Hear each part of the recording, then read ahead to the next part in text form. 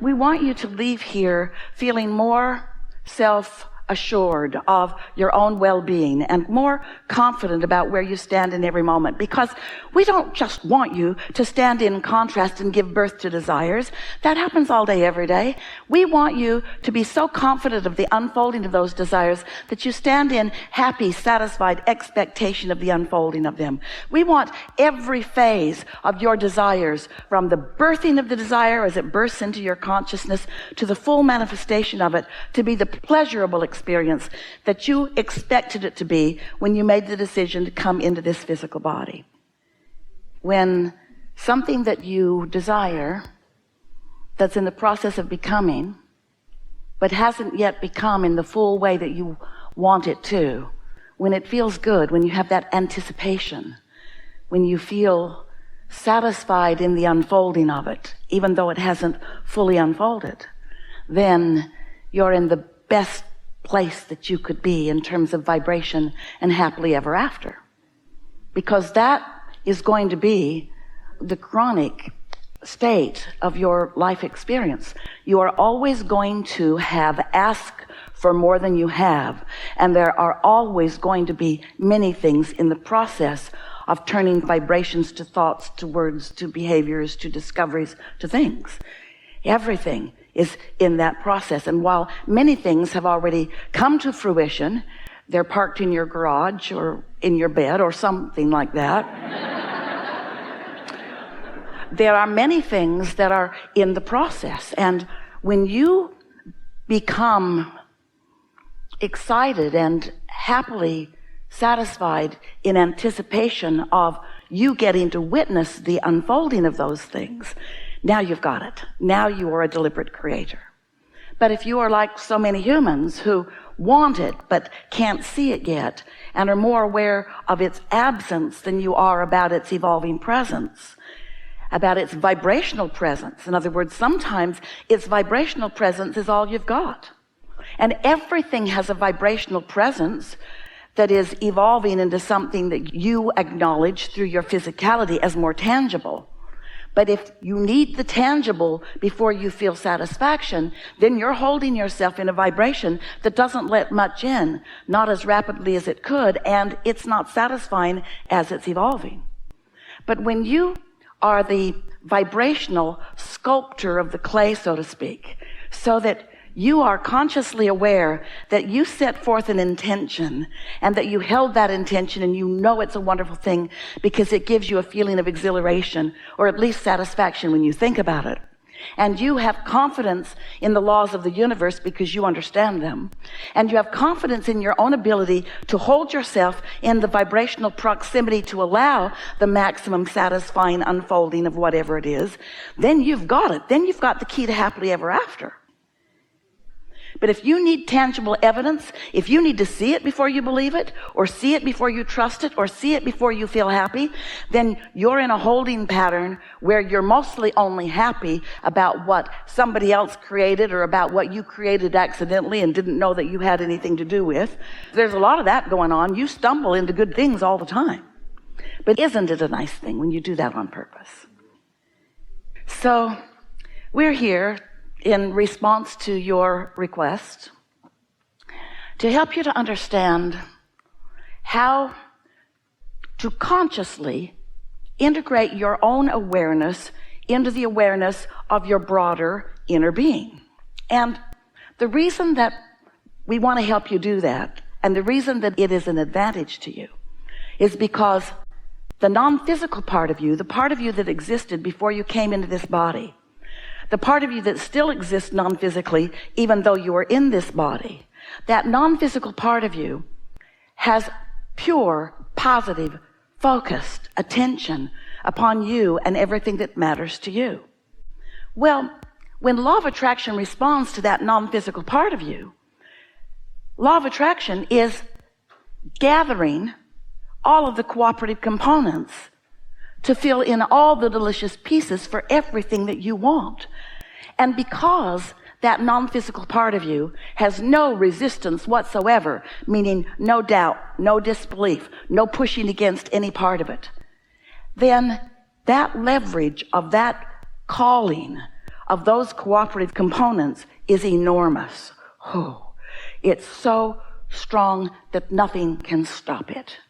But what you're doing with your vibration, now that's another thing. You might be focused upon the absence of something you want, even though your inner being is focused upon the presence of what you want.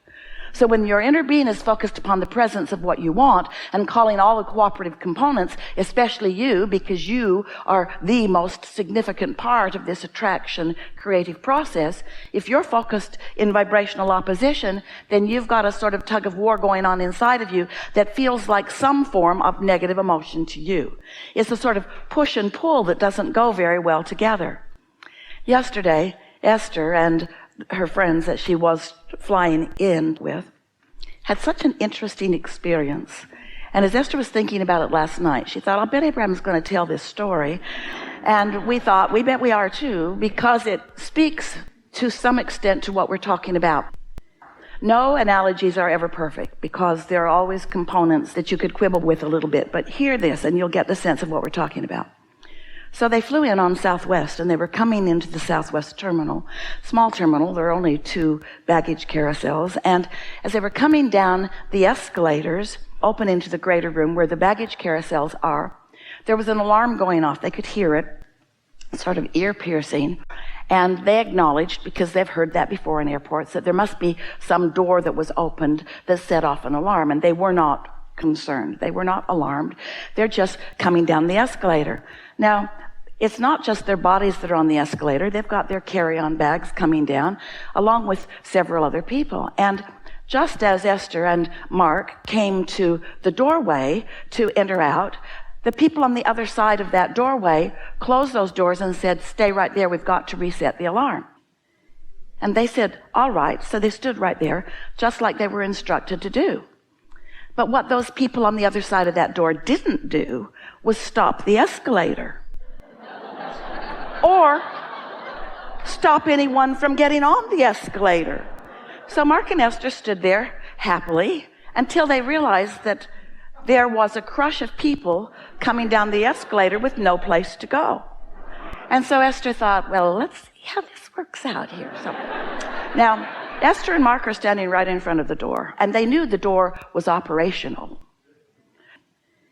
There were just people on the other side of the door, policemen with guns and airport employees, who were making this decision, and apparently were not knowledgeable about how to turn the alarm off. So a lot of people were coming down the escalator, and Esther turned around and acknowledged how many more were coming, and also acknowledged that there was not going to be enough room for them, and the crowd was starting to panic. Have you ever been coming off of an escalator and someone has decided to stop and hug someone right where you need to get off? And compound that with your luggage and all that other things. And so there was a true sense of panic in the room. So Esther just opened the door. And they said, no, no, no, no, no. And Esther said, yes, yes, yes, yes, yes. You guys need to think this through. And the crowd is going, yay! So there are a few points we want to make here. First of all, be a self-advocate.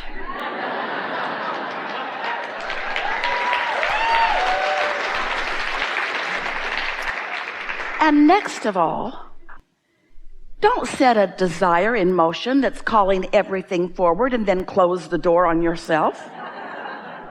Don't hold beliefs that block you from your own desire. It will squish you into a tiny little thing. You do that to yourselves on pretty regular basis. You ask and the whole universe calls, and all forces, the energy that creates worlds, set things in motion, and then you stand stubbornly with some bogus, flawed premise belief while the whole world tramples you in your unwillingness to move in the direction of your own desire.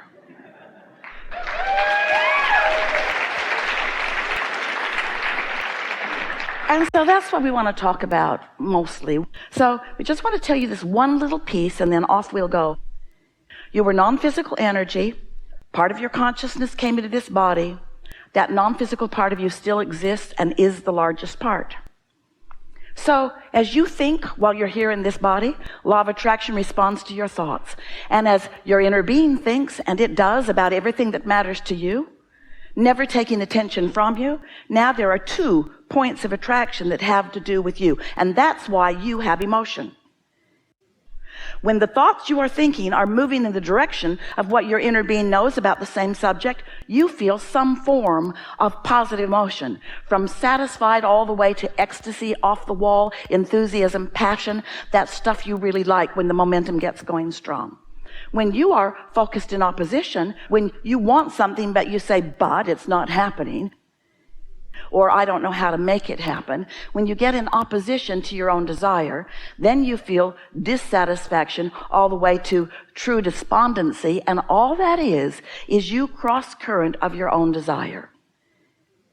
And do you know, you could not have any negative emotion at all if you didn't have a self-advocate of all self-advocates, meaning your inner being, inside your vibrational reality, which we call the Vortex. Wrote 2 books about it. Read them. Or just listen today, we'll give you everything. And the way you feel is about your relationship with that vibrational reality that is underway, with or without your in this moment agreement or acknowledgement of it. Because once you ask for it, your inner being's got it, and it's on the way, and you might as well go along for the happy ride, because you can't stop that escalator.